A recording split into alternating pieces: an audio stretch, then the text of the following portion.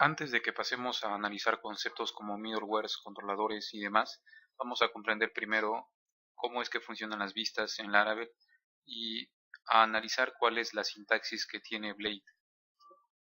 Para ello vamos a hacer una revisión de las vistas que ya tenemos generadas gracias al sistema de autenticación que Laravel nos provee y que obtuvimos en el video anterior usando un comando. Para ello vamos a ir a recursos vistas y aquí vamos a ingresar a autenticación para abrir específicamente el archivo llamado login.blade.php. Como vemos, la primera línea es @extends. Generalmente Blade va a hacer uso de arrobas para que de esta manera sus directivas se diferencien de lo que viene a ser el código HTML.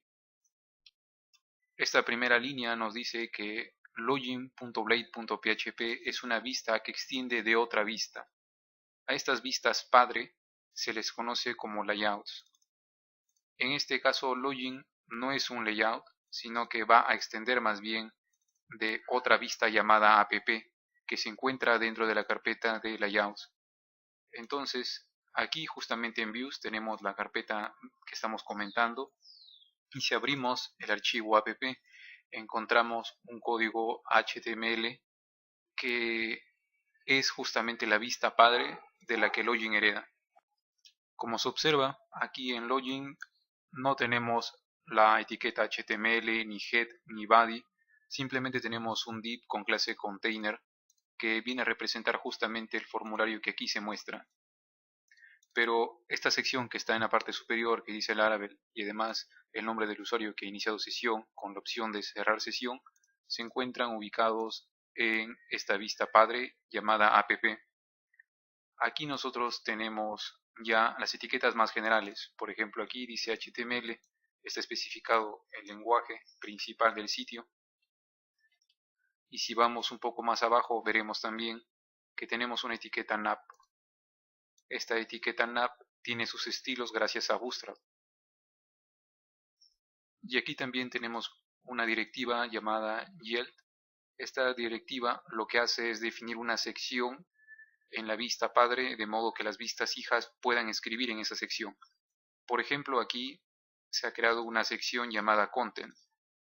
Lo que nosotros hacemos en login es escribir contenido en ese apartado, usando la directiva de section y @endSection.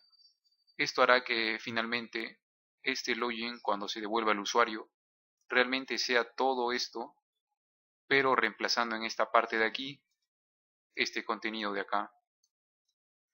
Ahora bien, ustedes se preguntarán, aquí se está enlazando un archivo de estilos llamado app.css y está en una carpeta CSS.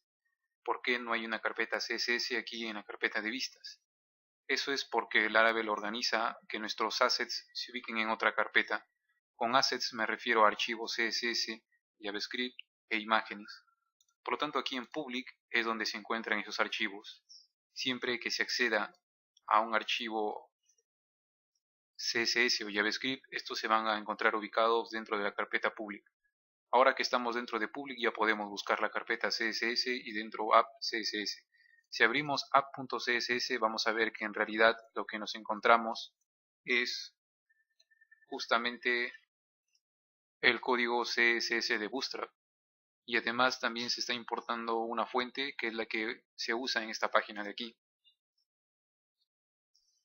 De la misma forma, si bajamos un poco nos encontramos con JS, app.js. También lo encontramos en la carpeta JS correspondiente dentro de public.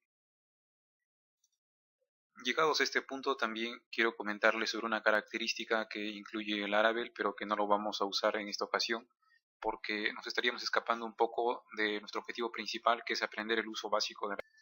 Como han notado, solamente tenemos un único archivo CSS y un único archivo JavaScript, que además tienen el contenido minificado.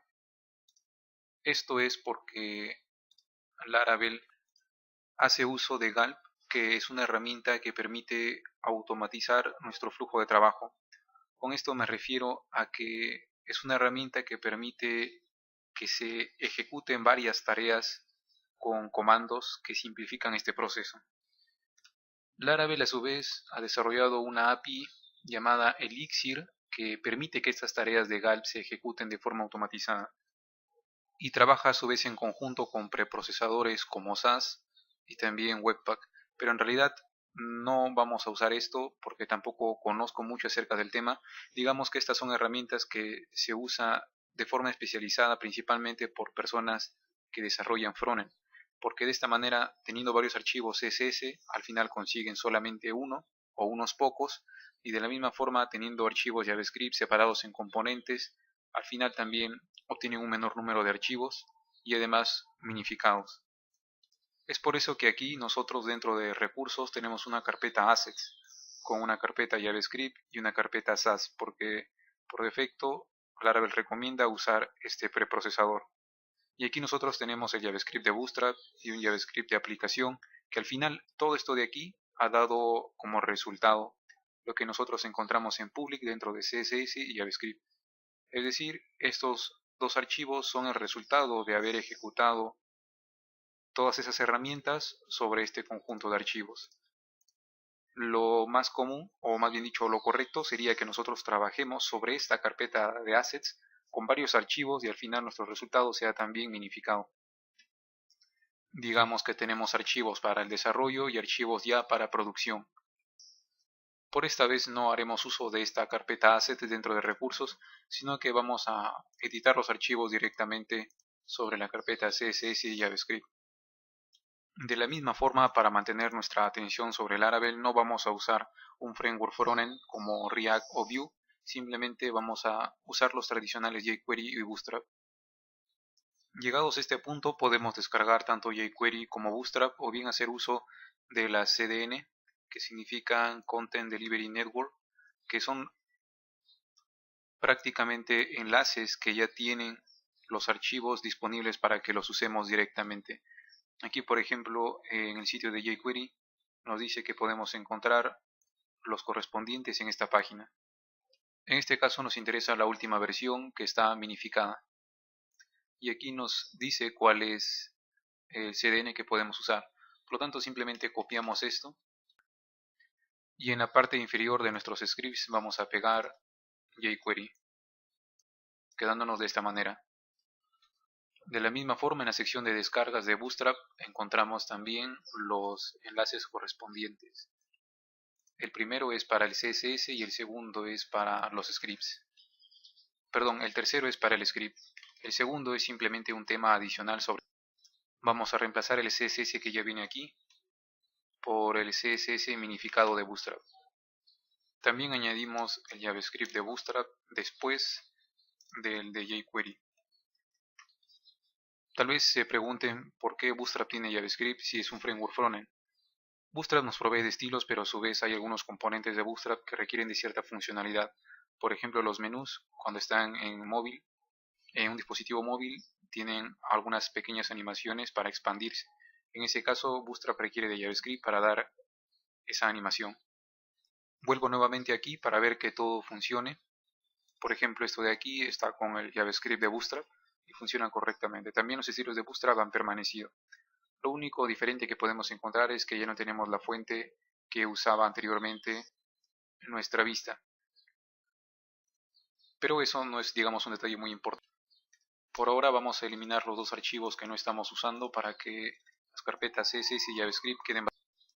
Y dado que los estilos de Bootstrap son bastante comunes, vamos a al menos personalizarlos un poco con colores que los vamos a tomar de Bootswatch. Esta página Bootswatch nos va a permitir descargar archivos CSS que son equivalentes a los de Bootstrap, pero que tienen una apariencia con ciertas variantes. Aquí tenemos varios de ellos. Y en este caso yo usaré el tema llamado Flatly. Simplemente aquí voy a inspeccionar el código de la página y a tomar exactamente el CSS necesario. Para no descargarlo, en este caso también he copiado directamente la dirección del CSS aquí en la sección de estilos. Si actualizamos nuestra página ya tendrá una apariencia ligeramente distinta con solamente cambiar y reemplazar el archivo de Bootstrap CSS. También vemos que esta opción del lado derecho funciona correctamente. podemos cerrar sesión. Y ya tenemos los archivos básicos para que comencemos a definir nuestras vistas. Primero vamos a cambiar esta primera página que se accede cuando ingresamos a la ruta principal. En nuestro archivo de rutas vemos que eso es la vista Welcome. Por lo tanto, es que vamos a Resources, Views, Welcome, y aquí es donde haremos nuestros primeros cambios. Lo que podemos hacer es que Welcome herede también de nuestro layout App. De esta manera, todas nuestras páginas van a tener una similitud. Si recordamos, la página de login ya hereda de layouts.app, por lo tanto lo que haremos será lo mismo para Welcome. Pegaremos esto aquí y dentro de la sección Content vamos a definir simplemente un panel con un mensaje de bienvenida. Y así es como tenemos aquí nuestro contenedor que contiene un panel con un título de cabecera y un cuerpo, definidos justamente dentro de panel heading y panel body. Si actualizamos, esto vendría a ser ahora nuestra página principal. Aquí podríamos poner algunas instrucciones. Lo primero que haremos entonces será definir todas las vistas de nuestros mockups que se corresponden con personas del equipo de soporte, y luego pasaremos a definir vistas para un cliente. Y lógicamente tendremos que hacer una distinción para que dependiendo del tipo de usuario ingrese a una página o a otra. De esta forma, cada pantalla que aquí tenemos definida sería un archivo .blade.php y cada una de estas pantallas tendría también su propia ruta. Esta pantalla principal, que es el dashboard, tendrá como ruta /home, que es lo que ya viene definido. Pero definiremos una ruta /reportar para la página de reportar una incidencia, también /administrar para el administrador, /usuario editar, por ejemplo, /proyectos para ver la relación de proyectos y así. Entonces aquí vamos a crear una ruta llamada reportar que hará uso de una vista, que en este caso lo llamaremos report. Voy a intentar siempre usar nombres en inglés para todo lo que son variables y nombres de las vistas, además de los controladores y nuestras tablas. Pero, sin embargo, para lo que son las rutas usaremos palabras en español porque es lo que verá el usuario. Si ahora mismo accedemos a /reportar, veremos cómo nos da este error porque la vista report no se ha encontrado. Vamos a crear rápidamente esa vista. Para ahorrar tiempo vamos a copiar la vista home que ya existe, pero le pondremos como nombre report. Y aquí vamos a definir entonces nuestro formulario en base a nuestros mockups. Muy bien, entonces vamos a crear aquí nuestro formulario que va a contener cada uno de estos campos. Para hacer uso de los estilos de Bootstrap, cada campo lo vamos a tener dentro de un div con clase FormGroup y cada campo tendrá un label y el campo propiamente dicho. Por ejemplo, para la categoría tendremos aquí un label que dirá categoría y como es una lista desplegable usaremos select. Aquí lo más importante es el name porque esto es el nombre de cómo recibirá este valor nuestro controlador posteriormente. Aquí simplemente el for es para cumplir con el estándar de HTML5, pero lo importante es tener solamente esta estructura, form group, un label y el elemento propiamente dicho. En este caso es un select, para la severidad también, pero para el resumen y la descripción usaremos un input de tipo texto y para la descripción un text area, por ejemplo. Las categorías las vamos a cargar desde la base de datos, pero la severidad va a ser siempre la misma, sin importar el proyecto o la categoría en la que nos encontramos. Por eso es que las opciones las vamos a definir directamente sobre el código HTML. Y de esta manera vamos a considerar tres severidades, menor, normal y una severidad alta, y sus valores serán únicamente sus letras iniciales. Y así tenemos el título, la descripción y un botón para registrar la incidencia. Para que los estilos se vean correctamente y no se vean de esta forma, vamos a añadir también una clase a los select y a los input.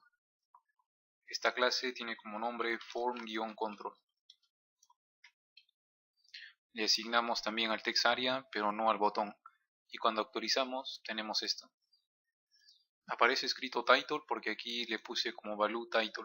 Lo que debería ir aquí en realidad es name. Y bien, ya tenemos nuestro primer formulario, pero no tenemos nuestro menú que aparece en el lado izquierdo según nuestros mockups. Eso es lo que haremos ahora también. Necesitamos que este menú aparezca tanto en reportar como en home.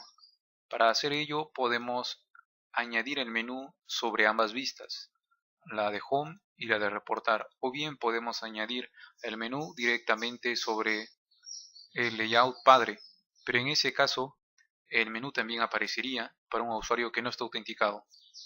Y eso es porque nuestra vista welcome también hereda de la misma plantilla base. De todas formas, vamos a añadirlo sobre la plantilla base, pero lo que haremos será que el menú va a cambiar dependiendo de si lo visita un usuario que está autenticado u otro que no. El menú tendrá opciones más básicas para un usuario que no ha iniciado sesión, por ejemplo, información, instrucciones, créditos, mientras que para el usuario que ya inició sesión tendrá otras opciones más elaboradas como reportar incidencia o la posibilidad de resolverlas. Esto es nuestro archivo base, app.blade.php. Aquí nosotros tenemos una etiqueta en app que no la vamos a modificar. Y tenemos también una etiqueta para el contenido. Recordemos que ese contenido es el que justamente estamos ingresando aquí en report.blade.php. Este archivo report agrega un container que en su interior tiene una fila, que en su interior tiene una sección que ocupa 8 columnas y tiene 2 columnas de offset. En Bootstrap las columnas siempre son 12. Digamos que toda la pantalla es 12 columnas. Esta sección de aquí ocupa 8 columnas y tiene 2 en el lado izquierdo. En nuestro caso vamos a usar 3 columnas para el menú y las 9 restantes para el contenido. Eso significa que aquí cuando se defina la sección de contenido únicamente vamos a tener esto de aquí. Cuando se defina la sección de contenido simplemente tendremos el panel. ¿Por qué? Porque el container ya estará ubicado en la vista padre. Aquí tendremos el container. El container tendrá un row que tendrá una sección con 3 columnas y la otra sección tendrá 9 columnas y ya no existirá un offset. Tenemos entonces 3, 9 y el contenido irá justamente en 9, dejando aquí el espacio correspondiente para lo que sería el menú. Dado que este container y este row están en la vista padre, aquí en report ya no se necesita y por eso es que aquí solamente hemos dejado el panel. Como hemos hecho un cambio allí en la vista padre, todas nuestras vistas se van a ver afectadas. Por ejemplo aquí en home tampoco ya no necesitamos tener el container, solamente el panel, quedándonos de esta manera. Y por si fuera poco, también tenemos que hacer cambios en login y en register. Y esto es para que nosotros mantengamos ordenadas nuestras vistas. Como ya comenté antes, podría haber puesto el menú únicamente en report, pero habría que repetir el menú donde haga falta. Al menos en este caso, para este proyecto yo creo que es bueno que el menú esté definido en la vista padre y que todas las páginas tengan ese menú. Pero el cambio en realidad no es muy dificultoso porque en Sublime podemos minimizar las etiquetas y así nos quedamos únicamente con lo necesario. Aquí en Register, por ejemplo, haremos lo mismo.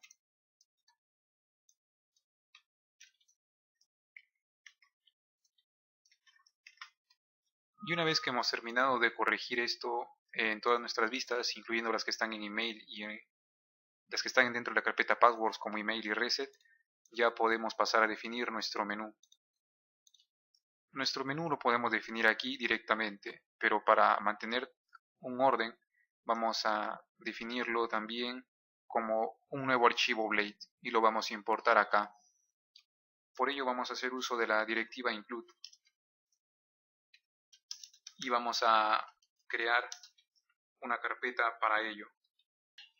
Vamos a crear una carpeta llamada includes y aquí vamos a tener nuestro menú. de forma que lo que aquí escribamos será como si estuviese puesto directamente acá. Simplemente vamos a incluir el archivo includes.menu, ya que esta es la carpeta y este es el archivo. Digamos que en Bootstrap no existe un menú lateral de forma nativa, sino que vamos a usar algo que se asemeja bastante, que son los list groups. Vamos a tomar el código de aquí y esto es lo que usaremos como menú. Lo pegamos aquí en el archivo menú.blade.php y le quitaremos el active para que todos los elementos se vean de la misma forma.